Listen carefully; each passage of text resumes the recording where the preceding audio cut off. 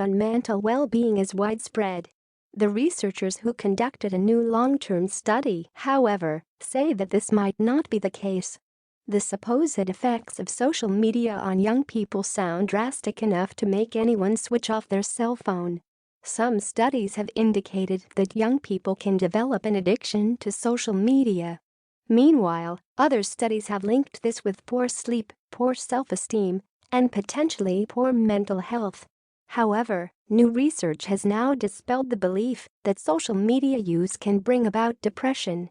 Previous studies have made this claim based on measurements from a single point in time, but this new study took a long-term approach. You have to follow the same people over time in order to draw the conclusion that social media use predicts greater depressive symptoms, says lead study author Taylor Heffer of Brock University in St. Catharines, Canada. By using 2 large longitudinal samples, we were able to empirically test that assumption. The real effect on mental health. The study focused on 2 separate groups of participants. One was made up of 594 adolescents in the 6th, 7th, or 8th grade in Ontario, Canada. The other comprised 1,132 undergraduate students. The team surveyed the younger group once per year for 2 years. They surveyed the older students annually for a total of 6 years, starting in their first year of university.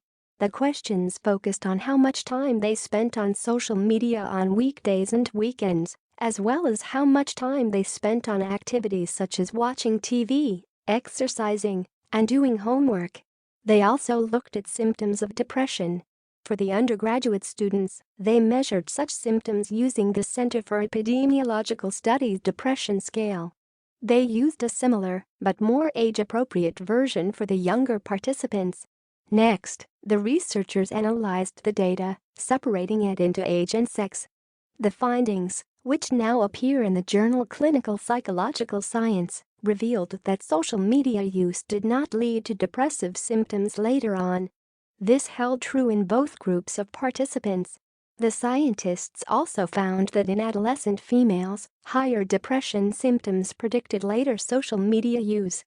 Heffer points out that females of this age who are feeling down may turn to social media to try and make themselves feel better, reducing social media fear. These findings suggest that overuse of social media does not lead to depression. More importantly, this may go some way toward dissuading public fear over the impacts of the technology. As Heffer explains, when parents read media headlines such as Facebook depression, there is an inherent assumption that social media use leads to depression.